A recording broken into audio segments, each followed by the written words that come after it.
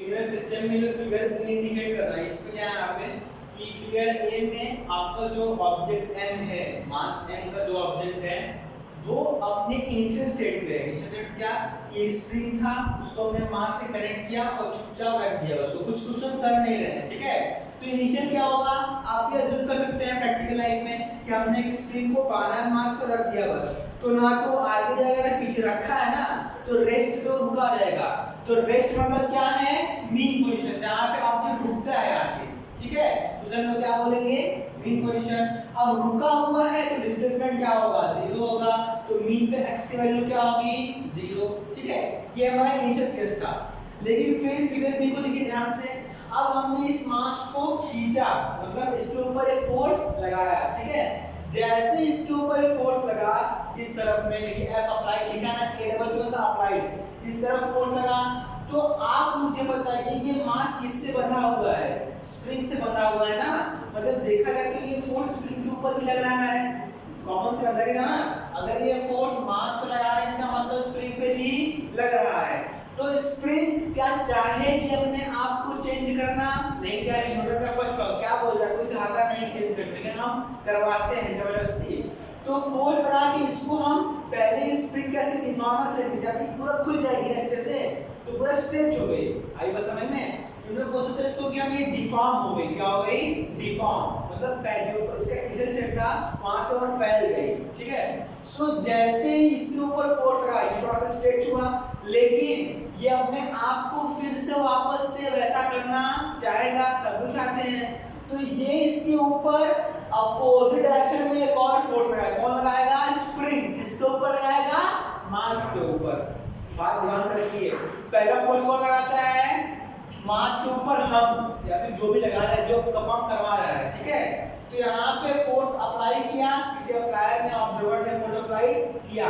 Second force कौन लगा रहा है, स्प्रिंग लगा रहा है, किसके ऊपर, मास को अपनी तरफ खींच रहा है ताकि वो वापस से अपने इनिशियल फेस को पा सके। जो पहले था ना ये वाला, उसको ये पसंद है, ये नहीं पसंद है, उसको क्या पसंद है, तो वापस से आके मीन पे चुपचाप रुकी रहे, ठीक है। तो स्प्रिंग ने उसको अपनी तरफ वापस से खींचा, कि अपनी तरफ खींचेगी तभी वो बीच में आएगा ना, तो खींचा उसने। तो थर्ड केस में क्या हुआ, जब खींचा मतलब वो डिस्प्लेस होगा उस तरफ ना, होगा नहीं होगा। तो थर्ड केस में क्या हुआ कि राइट एक्सट्रीम से बॉडी डिस्प्लेस हुई और कहां पहुंच गई, लेफ्ट एक्सट्रीम पे। अब क्वेश्चन ये उठता है कि जब स्प्रिंग खींच ही रही थी तो ये बीच में आके रुकी क्यों नहीं, बीच में आके यहीं पे आके क्यों नहीं रुक गई, उसको तो यही पसंद था ना कि यहाँ पे आके रुक जाए, तो वो आगे क्यों गई। तो आंसर ये है, आगे इसलिए हमारा ब्लॉक चला गया कि जो आपने फोर्स लगाया था, जो आपने फोर्स लगाया था वो इस स्प्रिंग से ज्यादा था, वो स्प्रिंग से ज्यादा था, इसीलिए उसका इफेक्ट अभी भी इसके ऊपर रहेगा, ठीक है। तो जब यहाँ पे पहुंचा होगा, सीन इमेजिन करिए कि यहाँ पे पहुंचा होगा, मोशन इधर से आया यहाँ पे पहुंचा, जैसे यहाँ पे पहुंचा होगा ना तो आपको लगता है कि रुकेगा यहाँ पे, लेकिन रुकता नहीं है। क्यों नहीं रुकता, क्योंकि स्प्रिंग इसको अपनी तरफ खींच रहा है, तो ये उसी खिंचाव में आगे बढ़ जाता है, आई बात समझ में, और आगे बढ़ जाता है। कहां तक बढ़ेगा, लेफ्ट एक्सट्रीम तक, उसके आगे नहीं जाएगा। अब जब लेफ्ट पे आके रुका, क्योंकि अब आगे नहीं जा सकता, हम पर्टिकुलर स्मॉल टाइम के लिए बात कर रहे हैं, इतना फास्ट होता है बहुत ये।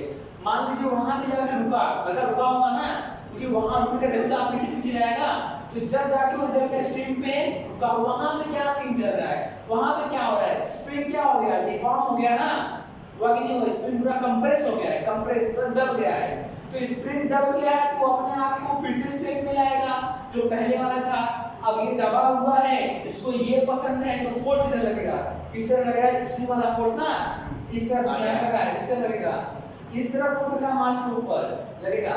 लेकिन अब अप्लाई किधर लगेगा, इस तरफ, क्यों लगेगा, इमेजिन करिए, नहीं सब बात समझ आ रही है, फिर से देखते हैं क्या सीखा। पहले मान लीजिए मैं आपका ऑब्जेक्ट हूं, ठीक है, मुझे कोई धक्का दे रहा है, धक्का देने वाला है, पहले में क्या था कि मेरा मीन पोजीशन यहाँ पे खड़ा हुआ था, ठीक है, तो मीन पे खड़ा हुआ था मैं, अभी मैं, मुझे क्या पसंद है, मीन मुझे पसंद है, मतलब मुझे अपना स्टेट पसंद है जो इनिशियल था मेरा, मुझे कोई बदलाव होने अंदर नहीं। लेकिन अगर आपने जबरदस्ती किया, मतलब मुझे खींचा इधर से, ठीक है, खींच के कहां तक लाए, राइट एक्सट्रीम तक, कहां तक लाए, ये वाला केस देखिए यहाँ पे राइट में खींच लाए ना। अब यहाँ पे आप खींच के लाए हैं, मतलब आप मेरे ऊपर एक फोर्स लगा रहे हैं उस दिशा में, राइट लगा रहे हैं ना, मेरा राइट लगा रहे हैं, तो स्प्रिंग क्या करेगा, मानिए ये स्प्रिंग है तो ये मुझे अपनी तरफ खींचेगा ना, क्योंकि ये क्या चाहता है, जैसे मुझे मेरे ऊपर आपने फोर्स लगाया वैसे स्प्रिंग खींच गई मतलब डिफॉर्म हो गई ना। तो उसको क्या पसंद था, उसको ये पसंद था, स्प्रिंग को ये पसंद था, वो स्प्रिंग को, मास को नहीं पसंद थी। ये दिमाग को अच्छे से समझिए, थोड़ा टॉपिक थोड़ा कंफ्यूजिंग वाला है। किसको पसंद नहीं था मीन पे आना, स्प्रिंग को पसंद था मीन पे आना, ब्लॉक से मतलब नहीं, ब्लॉक की पसंद नापसंद नहीं होती, ठीक है। या आप बोल सकते हैं कि यहाँ पे इंपॉर्टेंस को दे रहे हैं, स्प्रिंग को दे रहे हैं। तो स्प्रिंग क्या चाहती थी कि मैं ऐसे ही जैसे थी, आपने खींचा तो वो स्ट्रेच हो गई, अब स्ट्रेच हुई है तो उसको वापस सेंटर होना चाहिए तो उसको अपनी तरफ खींचेगी। लेकिन इसी खिंचाव में क्या होता है कि मेरा जो फोर्स स्प्रिंग लगा रही है वो ज्यादा था। ज्यादा क्यों है, क्योंकि अप्लाइड फोर्स जो था ना उसका इफेक्ट अभी भी मेरे ऊपर है, तो मैं और उसकी तरफ दबा चला जाऊंगा। कहां पहुंच गया मैं, लेफ्ट एक्सट्रीम में। किस वाले केस में, यहाँ पर।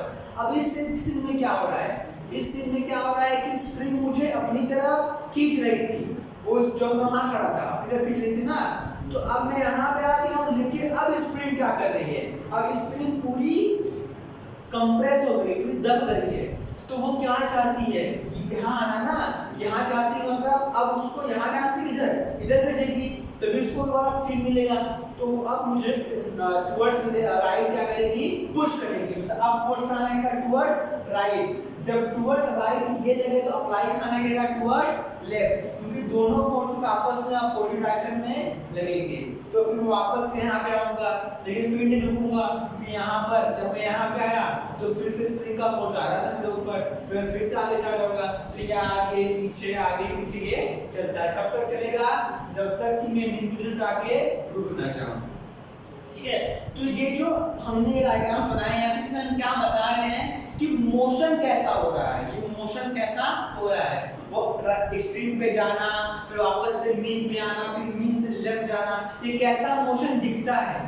इसी मोशन को अंडरस्टैंड करके इसका फील लेके एक कांसेप्ट था बहुत अच्छा, हम देखेंगे। लेकिन फील क्या है समझिए, आप समझिए फील क्या है। जब भी फोर्स लग रहा है स्प्रिंग का फोर्स, मान लीजिए यहाँ पे खड़ा हूं ना, स्प्रिंग का फोर्स कहाँ लग रहा है, उस तरफ ना, उस तरफ लग रहा है स्प्रिंग का फोर्स, तो मेरा डिस्प्लेसमेंट किधर था बताइए। हाँ देखिए दिमाग काम कर रहा है इनका। स्प्रिंग का फोर्स कहाँ लग रहा है, टुवर्ड्स द मीन पोजीशन। या फिर आप बोल सकते हैं कि अवे फ्रॉम बॉडी, मेरे से दूर लग रहा है, उधर लग रहा है। लेकिन डिस्प्लेसमेंट कैसा है, always measure from mean position, मतलब ऐसा डिस्प्लेसमेंट ना, डिस्प्लेसमेंट ऐसा, फोर्स ऐसा, डिस्प्लेसमेंट इस तरह, मतलब डिस्प्लेसमेंट आपका ऐसा था, फोर्स कैसा है, स्प्रिंग वाला ऐसा है। अब यहाँ बात करें लेफ्ट में, तो फोर्स किधर है, फोर्स स्प्रिंग वाला फोर्स किधर है, इधर कहां जाएगा, मैं अभी फोर्स अभी इधर है, फोर्स इधर ना, और डिस्प्लेसमेंट किधर है, हां वेरी गुड, इधर है, away Miller from mean position. तो अभी फोर्स किधर है, इधर है, लेकिन यहां पे ऐसा लगा है ना, और डिस्प्लेसमेंट कैसा है, ऐसा। मतलब हम लोग ये बोल सकते हैं कि फोर्स और डिस्प्लेसमेंट दोनों वेक्टर क्वांटिटी है, तो हमेशा डायरेक्शन में क्या है, अपोजिट है। क्या है, अपोजिट, मतलब फोर्स जिस डायरेक्शन में लगेगा उसके एकदम अपोजिट डायरेक्शन में क्या लगेगा, डिस्प्लेसमेंट, ठीक है। अब यही कंसेप्ट, यही थ्योरी जो है, ये आगे चल के बहुत बड़ा लॉ बनती है, वो हम पढ़ेंगे। लेकिन अभी हम इसके बारे में पूरा डिटेल इंफॉर्मेशन लिखेंगे कि इसमें इस केस में क्या हुआ, इसमें क्या हुआ, इसमें क्या हुआ, ठीक है। तो लिखिए, मेरा ड्रॉ हुआ, मेरा ड्रॉ हुआ। ये डायग्राम से इसलिए बनाया गया ताकि हमको ये फील आए कि एक्चुअल होता क्या है ड्यूरिंग ये एसेंशियल, जो हो रहा है ना, ये आगे पीछे अराउंड स्ट्रेट लाइन, इसमें एक्चुअल में हर पॉइंट पे क्या हो रहा है, हर पॉइंट पे दो फोर्सेस लग रहे हैं, एक जो आपने लगाया है और एक जो स्प्रिंग लगाती है, ठीक है। तो ये बात याद रखिए, इसके बारे में लिखते हैं, देखिए consider a block of mass m, consider a block of mass m attached to a spring, attached to a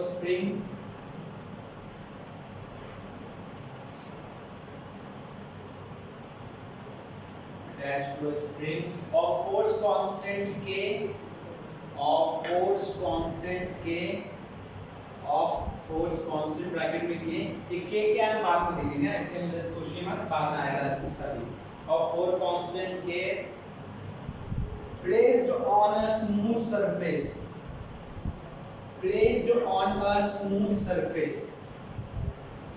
बहुत ही इंपॉर्टेंट वर्ड मैंने लिखा है आपको, placed on a smooth surface। The word smooth means in physics frictionless। क्या होता है? अब इसका मतलब है, समझिए, ये आप बहुत बार किए हैं और सब फिर अच्छे दे सकते हैं, ठीक है। आपने कभी पेंडुलम देखा है? देखा होगा पेंडुलम। अगर मैं सिर्फ पेंडुलम को लूं, मतलब पेंडुलम छोड़िए, आपके पास सीधी सुनते स्टोन बांध दिया आपने, उसको आपने ऐसा इधर खींचा कुछ एंगल पे और छोड़ दिया, यहाँ छोड़ा कुछ यहाँ पे जाएगा, यहाँ पे जाएगा।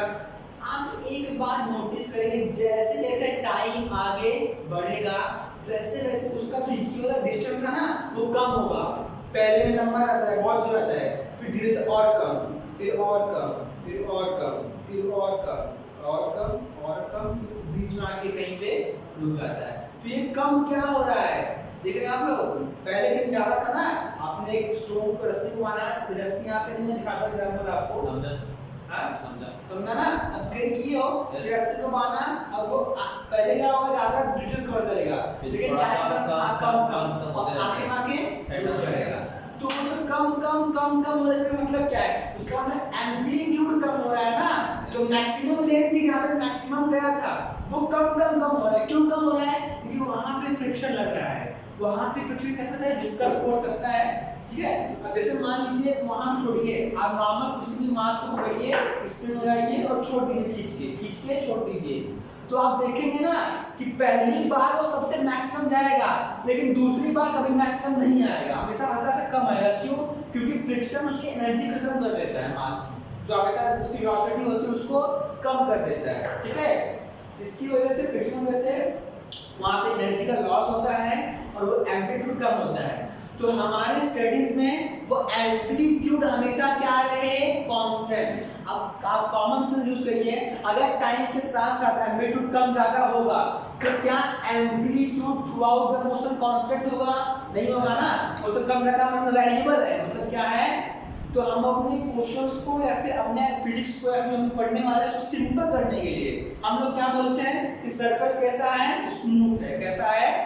मतलब एकदम फ्रिक्शन है ही नहीं, एकदम स्मूथ है, वो कभी कम ज्यादा होगा ही नहीं, मतलब कभी भी कम नहीं होगा, उसका जितना था उतना ही रहेगा। देखो नॉनसेंस बात, ऐसा कहीं नहीं होता, ठीक है।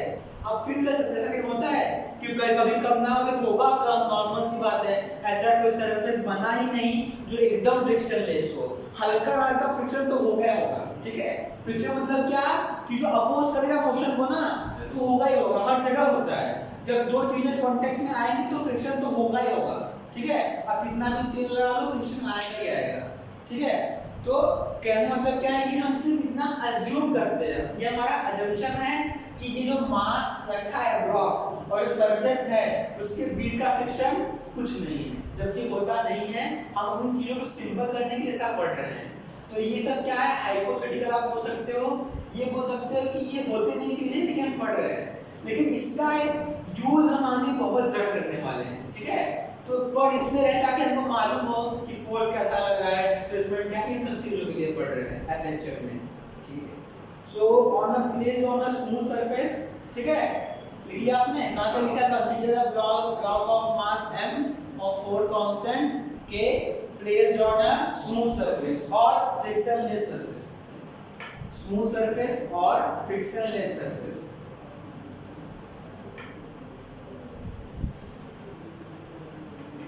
अब लिखिए केस 1, केस ए, सॉरी केस ए लिखिए, फिगर ए लिखना है, case A.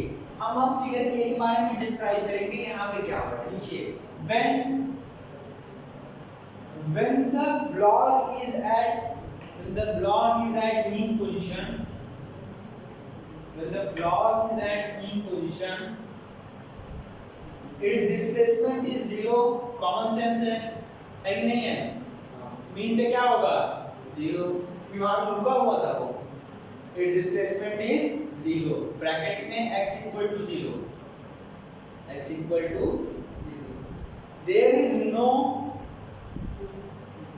restoring force, there is no restoring force exerted by the spring, there is no restoring force exerted by the spring on it, bracket में F equal to 0, bracket में F equal to 0। मतलब क्या हो रहा है कि mean पे जब हम बात कर रहे हैं, मीन पे बात कर रहे हैं तो x कितना है 0। अब डिस्प्लेसमेंट नहीं है, इसका मतलब क्या है कि ये जो स्प्रिंग का फोर्स था अब इसमें वो भी नहीं है। वो कब आता है जब हम फोर्स लगाते तब आता है ना पिक्चर में कब आएगा तो हम फोर्स लगाएंगे तभी तो कम ज्यादा होगा, तभी डिफॉर्म होगा, कंप्रेस होगा। जब डिफॉर्म होगा तो खींचेगा, कंप्रेस होगा तो छोड़ेगा। ठीक है, तो रिस्टोरिंग फोर्स मतलब वो स्प्रिंग वाला फोर्स कब पिक्चर में आएगा जब हम उसके ऊपर फोर्स किसके ऊपर लगाएंगे, मास के ऊपर। ठीक है, तो जब वो रहेगा मीन पोजीशन पे डिस्प्लेसमेंट क्या होगा 0 और उसका रिस्टोरिंग फोर्स क्या होगा 0। अब इसको समझने के लिए अगर आपके पास नॉलेज काम नहीं कर रहा है आप इसको क्या समझिए कि यदि किसी ऑब्जेक्ट के ऊपर कोई फोर्स नहीं लग रहा है तो क्या ये डिस्प्लेस करेगा, नहीं करेगा। कब करेगा, जब मैं फोर्स लगाऊं। ठीक है, कॉमन सेंस है। नहीं कर रहा है मतलब क्या है, रेस्ट पे है ना, तो ऐसे ये भी नहीं कर रहा है मतलब कहाँ है, रेस्ट पे है, और रेस्ट पे मतलब फोर्स कितना है 0। या आप ये बोल सकते हो कि जितने फोर्सेस लग रहे हैं सब मिला के क्या है 0। ठीक है, सबका रिजल्टेंट क्या है 0। ठीक है, आप चलते हैं आगे फिर सेकंड केस बी। अब लिखिए, अच्छा केस बी में क्या हुआ कि मीन से राइट की तरफ वो हमने खींचा ना।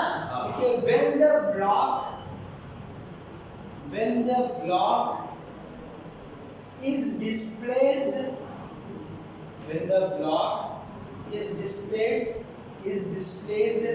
towards right of mean position,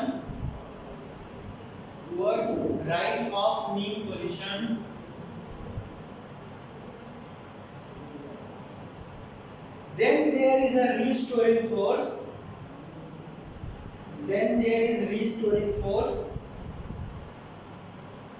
exerted by the spring,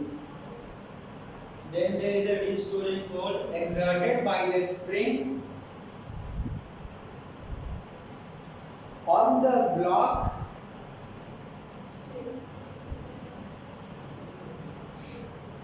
is directed towards left,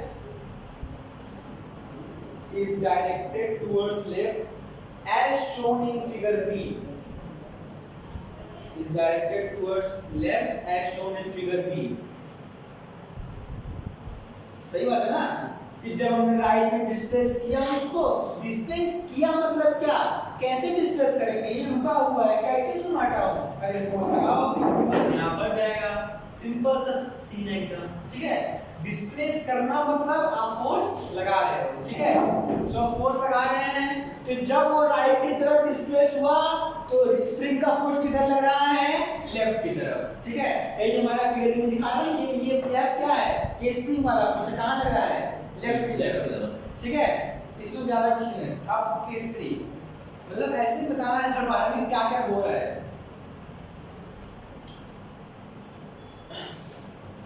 case 3 cut करिए, केस 3 कट लीजिए, केस 3 कट करिए, केस 3 लिखा आपने, केस 3 कट कर दीजिए।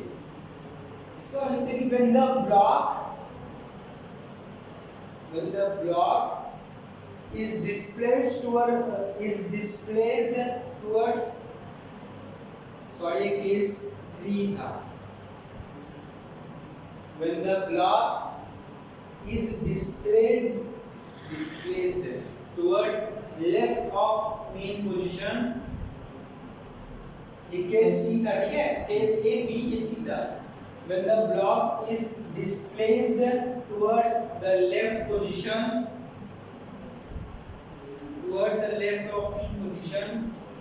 then the restoring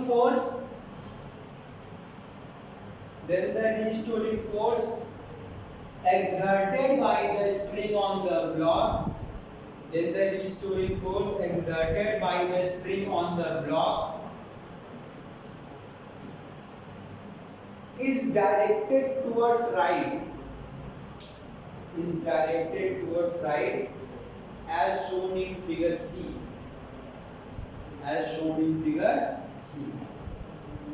सो इसलिए देखिए एक बार इसमें क्या हो रहा है कि जब ये हमारा ब्लॉक मीन से लेफ्ट की तरफ गया, लेफ्ट की तरफ डिस्प्लेस हुआ, तब क्या हो रहा है कि फोर्स किधर लग रहा है, राइट की तरफ। क्यों?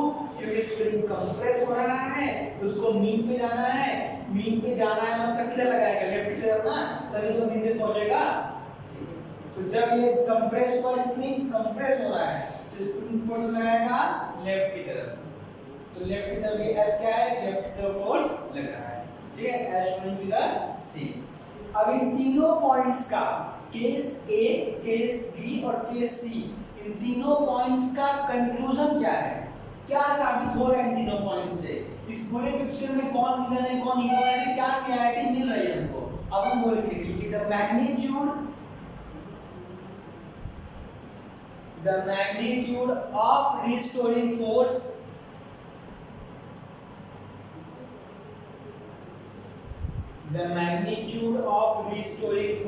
increases. The magnitude of restoring force increases with increase in displacement. The magnitude of restoring force increases with increase in displacement of the block and vice versa.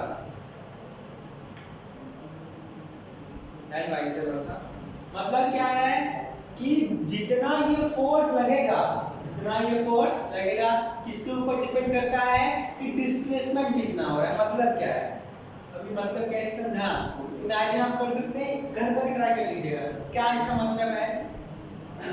इससे वो है पेंडुलम वाला, या फिर सिंपल बात करें कि कोई मास को स्प्रिंग अटैच कर रहे हैं, तो जितना हम, मान लीजिए आपका स्प्रिंग है, एक मिनट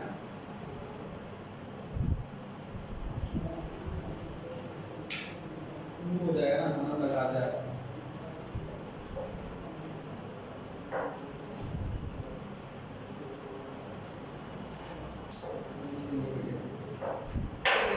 यहाँ पे सिस्टम में लगा दे। हो गया रहा है इस केस में, क्या करना हम पॉइंट का मतलब क्या है कि जब magnitude of restoring force depend इसके ऊपर करेगा डिस्प्लेसमेंट, मतलब जितना आप उसको खींचेंगे ना, जितना वो डिस्प्लेस होगा। जैसे मान लीजिए ये पहले कहाँ था, 0 पे था, आपने खींचा लेकिन पूरा एक्सट्रीम नहीं गया, यहीं पे लाके छोड़ दिए, इस पॉइंट पे लाके छोड़ दिए, तो इस पॉइंट पे जितना फोर्स लगेगा उसकी तरफ, वो एक्सट्रीम से क्या होगा, कम होगा। क्या होगा? क्योंकि जितना डिस्प्लेसमेंट ज्यादा उतना फोर्स भी ज्यादा। ये वो कहना चाह रहे हैं कि the magnitude of restoring force increases, बढ़ता है। कैसे बढ़ेगा? जब डिस्प्लेसमेंट बढ़ेगा, ठीक है। जितना आप उसको खींचोगे उतनी तेज वो उसकी अपनी तरफ खींचेगा, ये मालूम है आप लोग को। जितना आप स्प्रिंग खींचोगे जोर से उतनी तेज वो अपनी तरफ भी खींचेगा, ठीक है। जितना ज्यादा डिस्प्लेसमेंट उतना ज्यादा फोर्स भी लगेगा। मतलब फोर्स और डिस्प्लेसमेंट आपस में कनेक्टेड है ही नहीं है ना। इस बात से हम लोग क्या बोल सकते हैं, जितना उसका फोर्स आप लगाओगे उतना डिस्प्लेसमेंट भी बढ़ेगा। मतलब ये दोनों एक दूसरे को क्या है, डायरेक्टली प्रोपोर्शनल। इसको बढ़ाना है, इसको बढ़ा दो, अपने आप बढ़ जाएगा, ठीक है। लेकिन दोनों क्या है, डायरेक्टली प्रोपोर्शनल है, लेकिन मैग्नीट्यूड में, किसमें?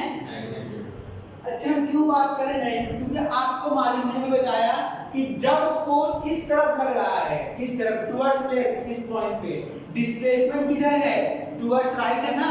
Force left, displacement right, force left, displacement right, मतलब दोनों आपस में जो अपोजिट है। तो जब हम वेक्टर में लिखेंगे तो क्या लिखेंगे, माइनस। क्या लिखेंगे? क्यों फोर्स और डिस्प्लेसमेंट दोनों एक दूसरे के अपोजिट डायरेक्शन में है, इसलिए माइनस साइन आया है, ठीक है। अब यही कांस्टेंट को हम हटा के, इसको हटा के डायरेक्टली उसमें कांस्टेंट आता है वही k, ठीक है, और यहाँ पे माइनस। तो ये जो k है ना, ये k, इसी को हम लोग बोलते हैं स्प्रिंग कांस्टेंट, या आप लोग बोल सकते हो फोर्स कांस्टेंट। ठीक है, तो फॉर्मूला क्या मिला, f equal to minus k x, f equal to minus k x, यहाँ से आप बोल सकते हैं कि f equal to minus k x होगा, ठीक है। अब ये वाली बात तो समझी ना, जितना फोर्स होगा उतना एक्सप्रेशन होगा, या फिर जितना डिस्प्लेसमेंट होगा उतना ज्यादा फोर्स लगेगा, लेकिन डायरेक्शन क्या है, अपोजिट है, इसलिए माइनस साइन आया, ठीक है। आगे जाए लिखिए, ये लिख रहे हैं फॉर्मूला, अभी नहीं आएगा अपने आप, बाकी कोई नहीं है। अब लिखे अगली हेडिंग है कंक्लूजन, कि ये सब कुछ मिला के क्या बातें साबित हो रही है। इतना सा पॉइंट जो लिखा, केस ए, केस बी, केस सी, और जो आखिरी का पॉइंट था कि मैग्नीट्यूड डिपेंड करता है स्टूडेंट के ऊपर, इन सब को मिला के क्या हो रहा है कंक्लूजन में। पहला पॉइंट है the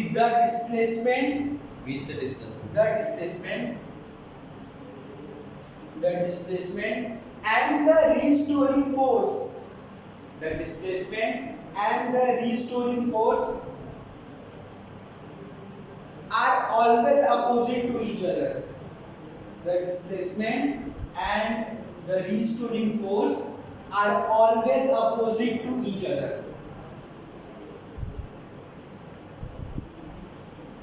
The displacement and the restoring force are always opposite to each other. मतलब जब हम देखिए यहाँ पे देखिए इस एग्जांपल देखिए, restoring force कहाँ लगा है, towards left, displacement कहाँ है, towards right, क्योंकि हम यहाँ से मेजर करेंगे ना मीन से, तो मीन से ब्लॉक कहाँ है इस समय, यहाँ पर है ना, मतलब मीन से राइट क्या है, डिस्प्लेसमेंट कहाँ है, राइट की तरफ, और फोर्स किधर है, यहाँ पे देख लीजिए, यहाँ पे डिस्प्लेसमेंट किधर है, इधर है डिस्प्लेसमेंट ना, मीन से ब्लॉक लेफ्ट पहुंच गया है, और फोर्स कहाँ लग रहा है, राइट लग रहा है, तो डिस्प्लेसमेंट लेफ्ट, फोर्स राइट, ये राइट और लेफ्ट, राइट लेफ्ट देख रहे हैं, वो आपस में क्या एक दूसरे को अपोजिट है, हर एक पॉइंट पे क्या होगा, डिस्प्लेसमेंट और फोर्स क्या होंगे, दूसरे को अपोजिट होंगे, ठीक है।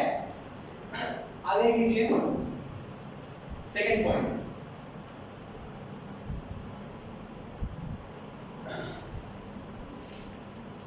the displacement is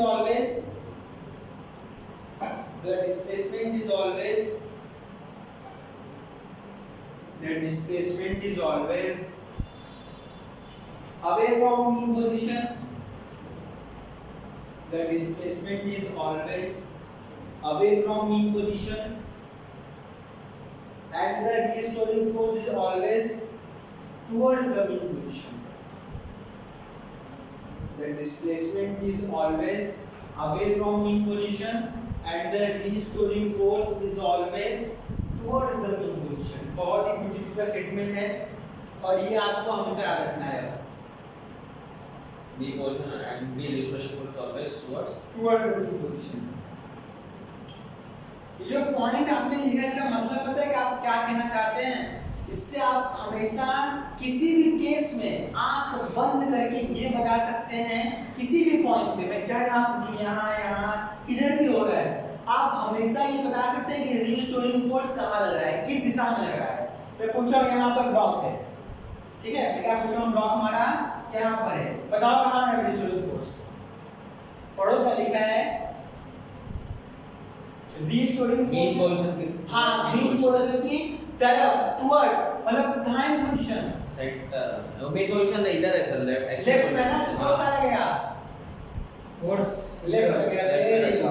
हमेशा मीन की तरफ, ब्लॉक यहाँ पे था तो मीन की तरफ है, यहाँ राइट में ना, तो फोर्स कैसा लगा, राइट, ब्लॉक लेफ्ट में था और राइट में था, मीन कहाँ है, लेफ्ट में है, तो फोर्स कैसा लगा, लेफ्ट, हमेशा मीन की तरफ जाएगा, फोर्स कहाँ जाएगा, हमेशा कॉमन सेंस है, क्यों जाएगा, स्प्रिंग को वही पसंद है कि अपनी मीन पे आके चिपक जाए, फिर मीन को अपना फिर से इनिशियल स्टेट अपने अज्यूम कर लेना, मैं वही पसंद है उसको, ठीक है। सो हमेशा रिस्टोरिंग फोर्स मीन पोजीशन की तरफ ही लगेगा, और डिस्प्लेसमेंट हमेशा उल्टा होगा, अगर मैं मीन पे खड़ा हूं तो कहां जाऊंगा, तो राइट या तो लेफ्ट, मतलब मीन से दूर जा रहा हूं मैं, मीन से दूर जाऊंगा तब मैं डिस्प्लेसमेंट कवर करूंगा, कॉमन सेंस है ना, तो डिस्प्लेसमेंट अवे फ्रॉम मीन और restoring force towards the mean, तो अपोजिट हो नहीं हुए ना। तो यहाँ से आप दो बातें कंफर्म कर रहे हैं, पहला कि रीस्टोरिंग फोर्स हमेशा मीन की तरफ लगता है, मीन की तरफ लगता है किसी भी पॉइंट पे हो, और डिस्प्लेसमेंट का डायरेक्शन क्या होता है, हमेशा मीन से दूर।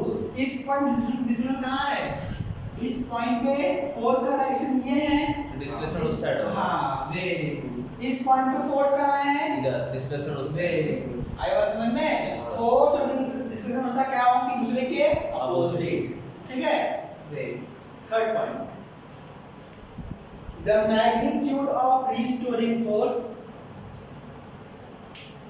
the magnitude of restoring force is directly proportional to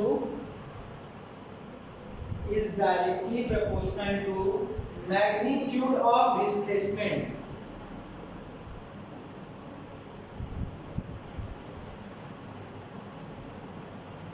is directly proportional to magnitude of displacement from its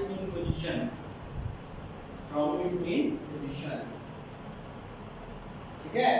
क्या बोल रहे हैं, मतलब कि जो मैग्नीट्यूड होगा, क्या होगा, मैग्नीट्यूड मतलब क्या, सिर्फ एफ लिखना, वेक्टर नहीं, मैग्नीट्यूड होगा क्या होगा, डिस्प्लेसमेंट के डायरेक्टली प्रोपोर्शनल होगा किसी पॉइंट पे।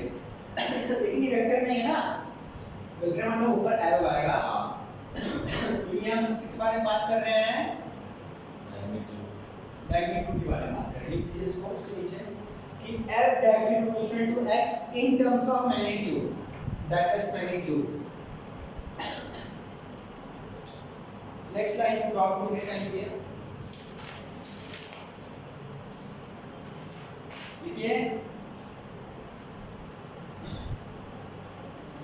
but in vector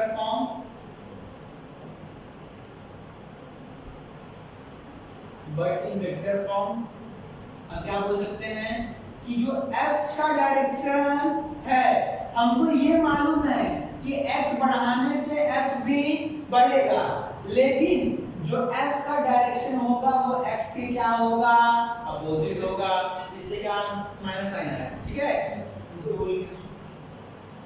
but in vector form f bar is equal to minus x bar. सो प्रोपोर्शनलिटी हटाते हैं, यहाँ पे क्या है, वही कांस्टेंट होता है ना k, सो माइनस दे दीजिए माइनस x बार, ये फॉर्मूला है हमारा, f bar is equal to minus k times of x bar, where k का नाम है restoring force constant।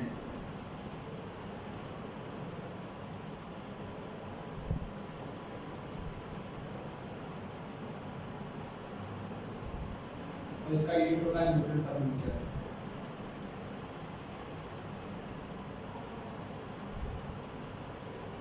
चलिए कैसे आया, इस तरह क्या होता है, फोर्स का यूनिट न्यूटन होता है ना, फोर्स में से करते हैं न्यूटन, और डिस्प्लेसमेंट मीटर में एसआई मीटर।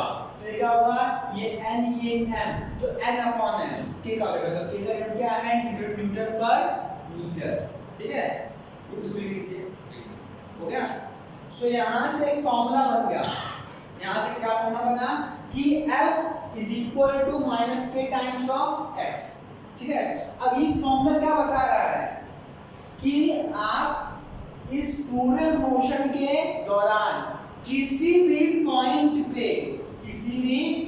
पे मान लीजिए यहाँ पर किसी जितने पॉइंट्स है ना, उन सारे पॉइंट्स पे ये बता सकते हो कि उस पॉइंट पे फोर्स कितना लग रहा है, या फोर्स दिया है तो उस पॉइंट का डिस्प्लेसमेंट कितना है, आएगा समझ में। तो ये फॉर्मूला दिखा रहा है अ direct relation between restoring force और डिस्प्लेसमेंट के बीच का, कि रिस्टोरिंग फोर्स और डिस्प्लेसमेंट को हम यहाँ से निकाल सकते हैं अगर आगे क्वेश्चन में जरूरत पड़ी तो, ठीक है। सो ये फॉर्मूला क्या है, f bar is equal to minus k times of x bar, ठीक है। मतलब किसी भी पॉइंट पे, इस पॉइंट पे देखिए x कितना है, a है ना, सो x a है, a का वैल्यू पुट कर दो, क्या मिल जाएगा, f नहीं जाएगा। और ये जो k है वो हर स्प्रिंग के लिए अलग अलग, आपने स्प्रिंग बदल दिया तो k बदल जाएगा ना, अगर आपने स्प्रिंग बदला तो उसका मटेरियल बदल गया ना, तो जो रिस्टोरिंग फोर्स कांस्टेंट है, मतलब वो स्प्रिंग की कैपेबिलिटी कितनी है, बेसिक मतलब यही है कि स्प्रिंग कितना अच्छा है, कितना खराब है। अब आपकी नजर में क्या खराब है क्या अच्छा है, वो आपके डिपेंड करता है कि आपका पर्सपेक्टिव क्या है देखने का। अच्छा खराब क्या होता है वो आपको देखने ऊपर ना। हमारी अच्छा खराब क्या है जो आसानी से ऊपर नीचे हो जाए, मतलब आसानी से कंप्रेस और डिफॉर्म हो जाए, वो अच्छा खराब हो सकता है। ठीक है, सो ये डिपेंड करता है डिस्ट्रीब्यूशन कांस्टेंट कि हर स्प्रिंग के लिए अलग अलग होगा, हर स्प्रिंग अलग अलग मटेरियल से बनी है तो अलग अलग होगा। सो यहाँ तक समझा, कोई दिक्कत नहीं है? ठीक है, सो यहाँ पे रुकते हैं, अगर आगे नहीं ज़्यादा फिर आगे में दिक्कत होगा।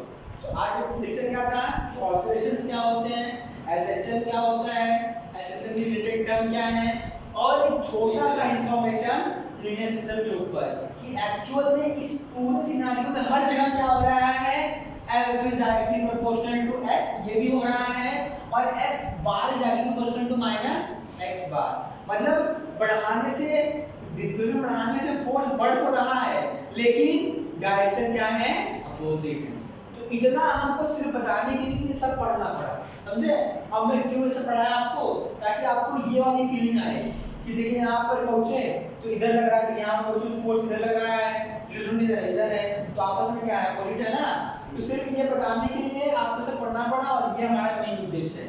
अब ये फॉर्मूला हम लेके हर जगह आगे बढ़ेंगे। इसी फॉर्मूला से हम निकालेंगे कि हर पार्टिकल का किसी पॉइंट पे एक्सेलरेशन क्या है, वेलोसिटी क्या है, सबका अलग अलग फॉर्मूला निकालेंगे। तो जरूरी नहीं है ना, जैसे आप निकालते हैं वहां पर a = v/t मोशन में ना, change in velocity time upon v क्या होता है, s/t होता है, नहीं होता?